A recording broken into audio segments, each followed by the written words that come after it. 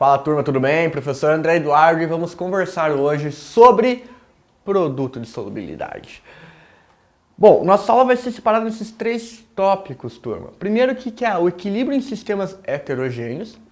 Segundo, que é a constante de produto de solubilidade, a KPS. E por fim, a relação entre essa constante de solubilidade e o coeficiente de solubilidade. Quando vai falar então de sistemas heterogêneos, nós estamos conversando de misturas, onde nós temos mais do que uma substância solubilizada. É importante nós verificarmos isso, principalmente na solubilização de sais, na qual nós vamos ter dois tipos de íons solubilizados nessa mistura.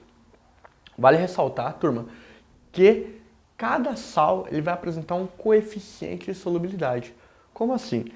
Basicamente, esse coeficiente de solubilidade ele vai indicar a quantidade de soluto que você, o máximo de soluto que você consegue dissolver em determinada quantidade de solvente. No caso de sais, determinada quantidade de sal que você consegue dissolver em água, por exemplo.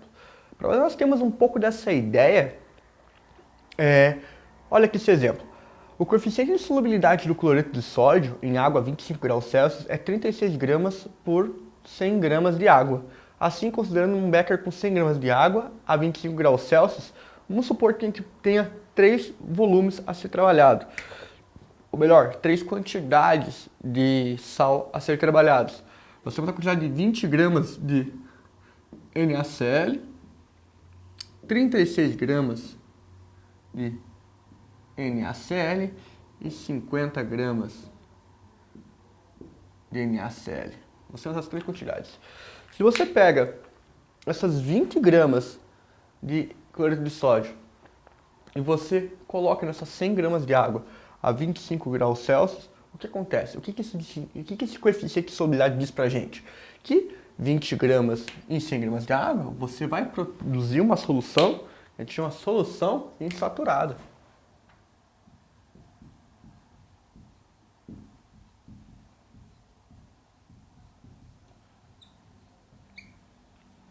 Certo? Esses 36 gramas de NaCl aqui, o que acontece se você colocar em 5 gramas de água a essa determinada temperatura? Turma, você vai produzir uma solução saturada. Por quê? Porque 36 gramas é o máximo, ele coincide com o valor ali, ó, do coeficiente nessa determinada temperatura. Então, 36 gramas a 25 graus Celsius, vou até colocar aqui, ó, quando o coeficiente é de 36 gramas em 100 gramas de água e 36 gramas de NaCl, então você vai produzir uma solução saturada.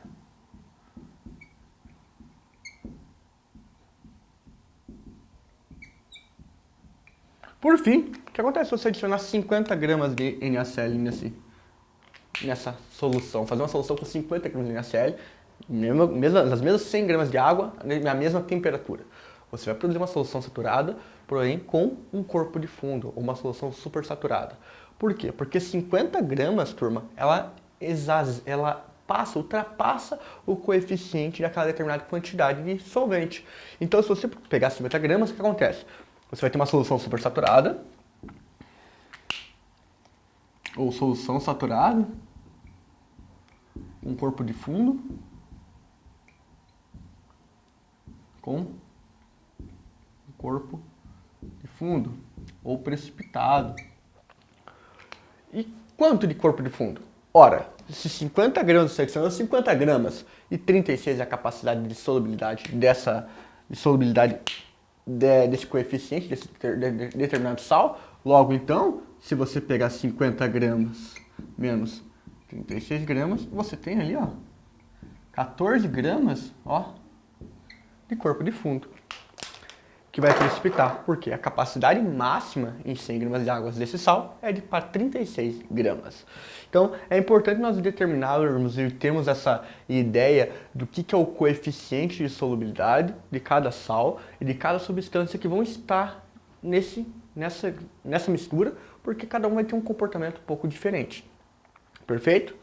Então, como é que a gente determina a constante de produto de solubilidade, o tal do KPS? A gente já viu como que basicamente constantes de equilíbrio de maneira geral, a gente pega os produtos, elevados a seus determinados coeficientes estequioquímetros, divididos pelos reagentes também elevados a seus coeficientes estequioquímetros. Se a gente fosse fazer aqui, turma, realizar aqui uma elaboração, uma dedução da constante desse equilíbrio químico. Onde, turma, nós temos aqui ó, o reagente, que é o cloreto de prata, em estado sólido, sendo que em solução aquosa ele vai estar no formato ali de cátions de prata e ânions de cloreto. Vamos pegar aqui e fazer essa dedução rapidamente. Bom,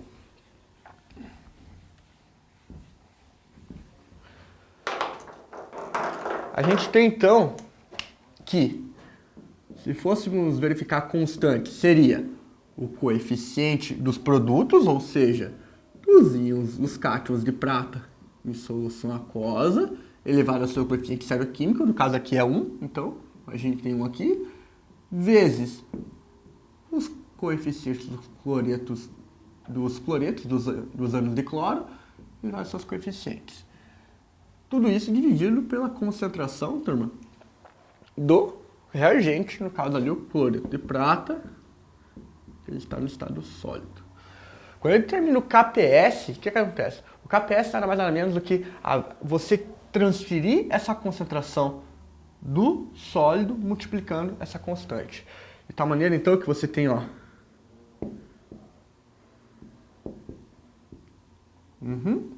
que é igual a concentração, né? Vou deixar 1 aqui também, caso de coeficiente. Opa! Ânions de prata.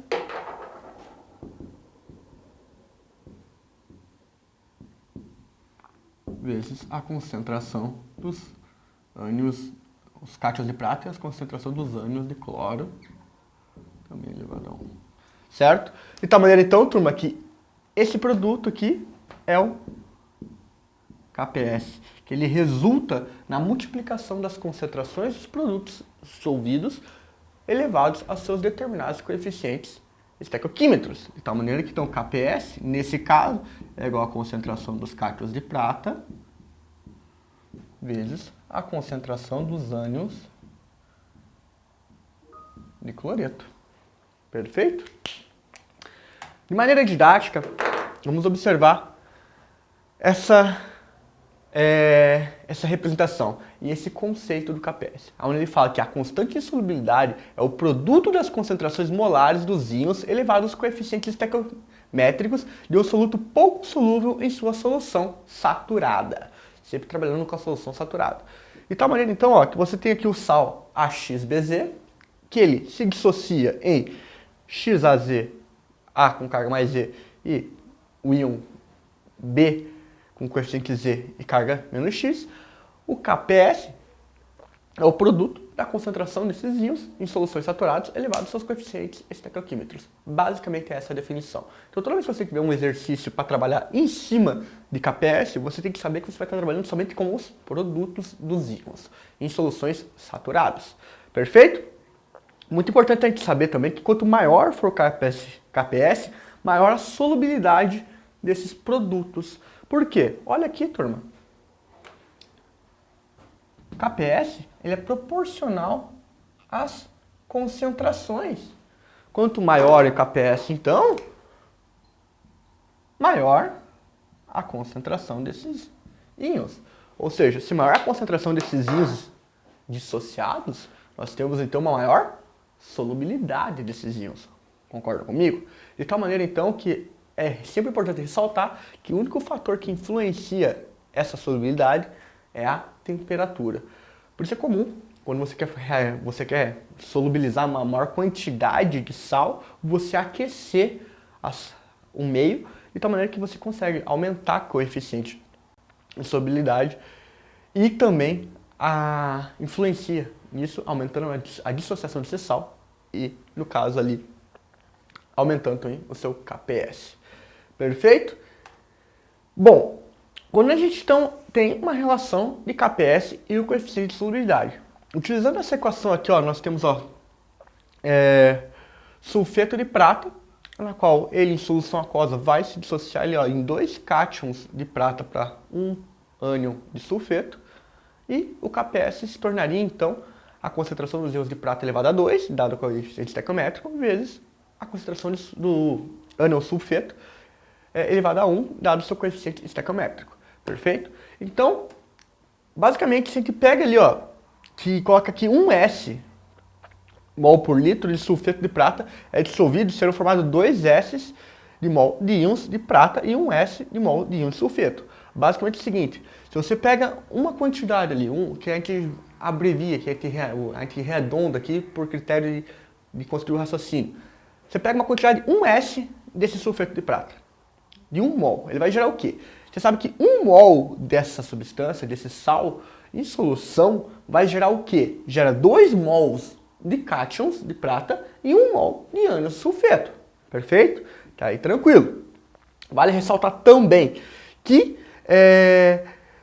sabendo que a gente, utilizando esse valor e o valor de KPS, que ele é um valor tabelado, você consegue consultar esse valor, dependendo do sal, de acordo com o sal que você está trabalhando, você pode aplicar de tal maneira a fórmula que KPS, então ele é a concentração que a gente já estabeleceu ali de cada um, elevado aos seus coeficientes, você substituindo ali, ó, a concentração por 2S no caso da prata e 1S apenas no caso do sulfeto, você chega ali num cálculo, a qual que é 2S elevado ao quadrado vezes S, dando 4S ao cubo, que é o valor do KPS. Você continuando o cálculo matemático, você verifica aqui. Esse valor daria 1,14 vezes 10 a menos 10 mol.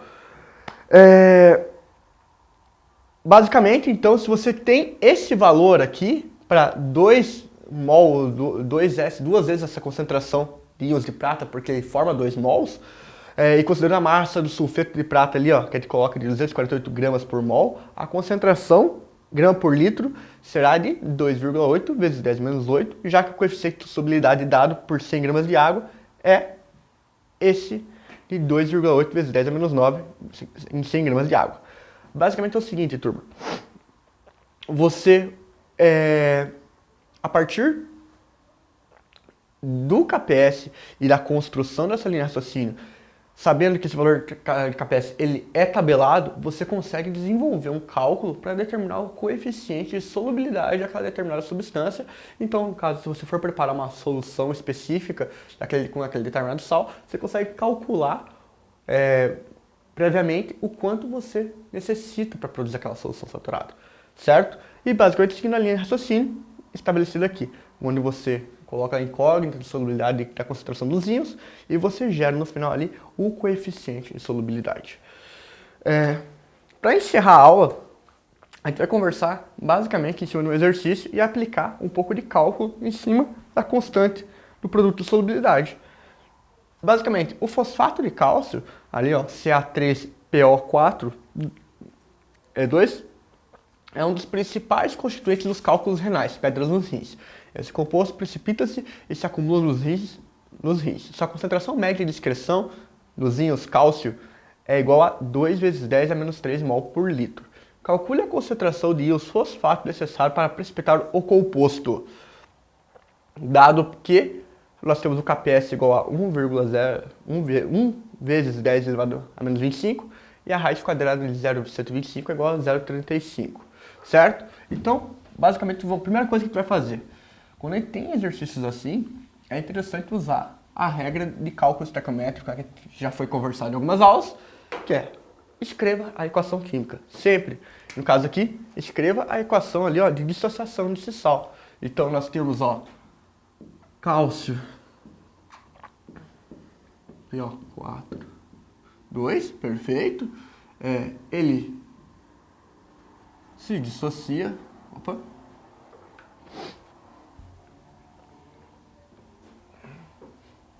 Ele se dissocia.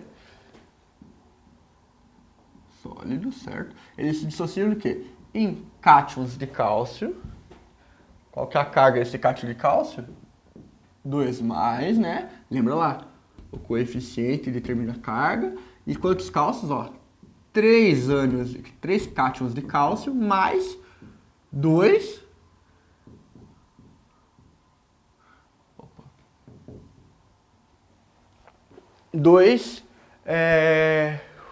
ânions de fosfato.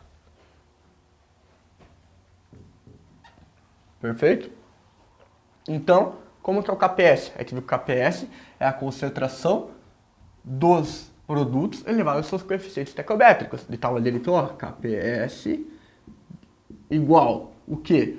Concentração dos cátions de cálcio elevado a 3, correto? Porque, ó, vezes concentração dos ânions de cloreto, os ânions de fosfato, elevado a 2, porque é o coeficiente dele. Ele fala que o KPS pra gente é de, ó, 1, vezes 10 a menos 25. Igual, qual que é a concentração ali dos íons de os cátions? Ele fala que é de 2 vezes 10 menos 3. Ó.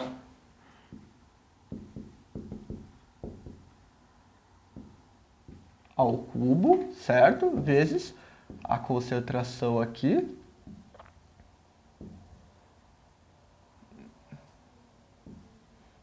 Ao quadrado. Que é a concentração que nós queremos descobrir. Primeira coisa, 2 elevado ao cubo, 8. Então, ó, menos 25 é igual a 8 vezes 10 a menos 9, perfeito, vezes a concentração. Tá multiplicando, passa dividindo.